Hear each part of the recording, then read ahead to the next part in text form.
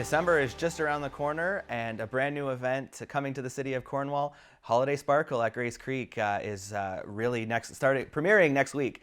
So joining me now once again is one of the organizers and key cogs to getting all this put together, Kelly Bergeron. Welcome back to the show, Kelly. Hi, glad to be back. All right, so the last time we spoke, there was a lot of moving parts, but it was an idea, and things are really starting to come together. So let's talk about the last couple of weeks and how this event has really started. It's happening. Yeah, it totally is happening, and it's been incredible to see the amount of support from the community, businesses and organizations, and individuals who want to volunteer, people donating. It's been overwhelming. And I think that's in part because of the pandemic and the winter coming, and people realize that they really need this extra boost of joy. So, thank you for putting your faith in us, and we hope to deliver a really phenomenal event over the course of the next month.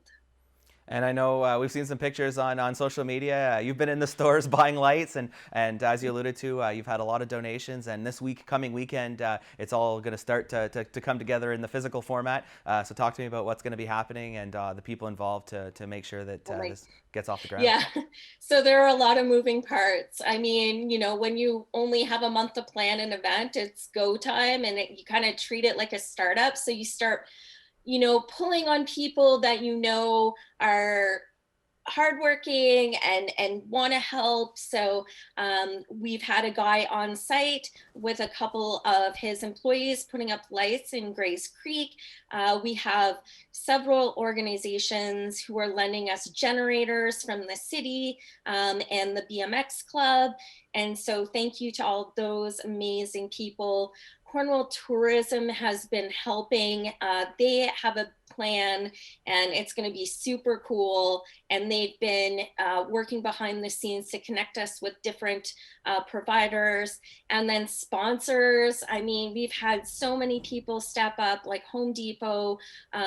We've had eMarts, we've had St. Lawrence College. And if you go to our website, holidaysparkle.ca, you can see all the sponsors that have come through for us. And we really wanted to make this a collaborative experience. And so there are a lot of moving parts, and we have a lot of organizations who are going to be setting up their own displays. So stay tuned to see what those look like.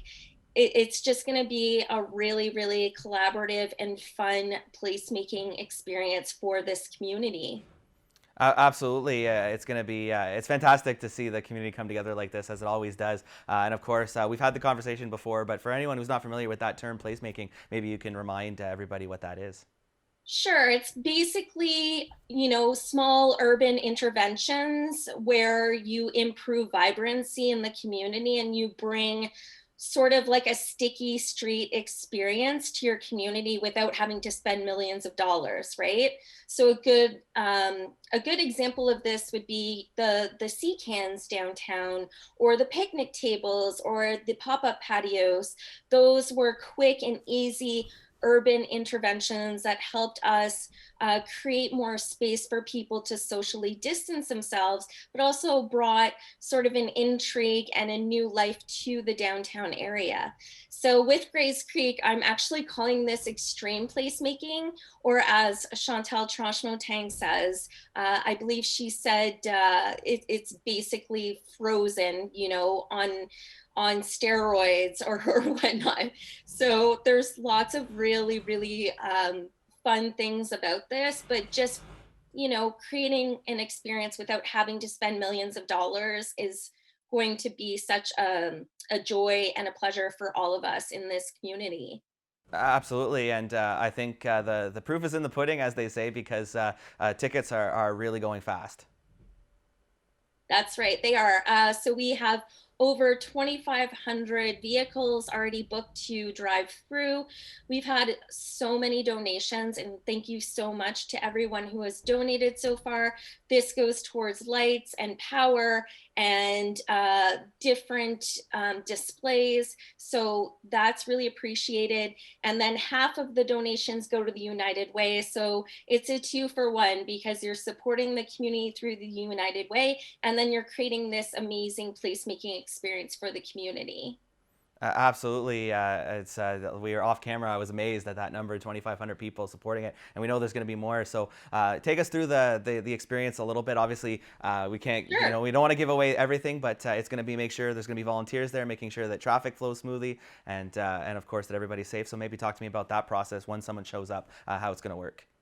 Yeah, for sure. So people will be able to get into the parking lot through Highway 2 at Grays Creek. Our amazing partners at the RRCA, the Raisin Region Conservation Authority, have just been incredible in helping us coordinate this. So kudos to them. So you'll come in through Highway 2. Through the entrance, and there's a parking lot, and we'll have a loop through that people can wait in until we let them go through the gate. And through the gate, it'll be about 30 seconds between each car. So cars will go slow enough to enjoy the experience. I believe we're actually lowering the speed limit as well. We'll have volunteers on site to help direct you. Obviously, it's a car centric event, so we don't want people getting out of their cars just out of precaution for traffic and safety and just the pandemic in general. And so you'll wind through the hopefully snow ridden trail of Grays Creek Road and be able to take a look at all of the lights, appreciate all of the displays and all of the creativity that is going to be demonstrated through that. And take your time and obviously have your hands on the wheel, and maybe if you have someone else in the car, they can Instagram stuff. You know how we all love that. And Boom 1019 does Christmas music. So we're encouraging people to go through and listen to the radio station because they've told us that they'll be running Christmas music.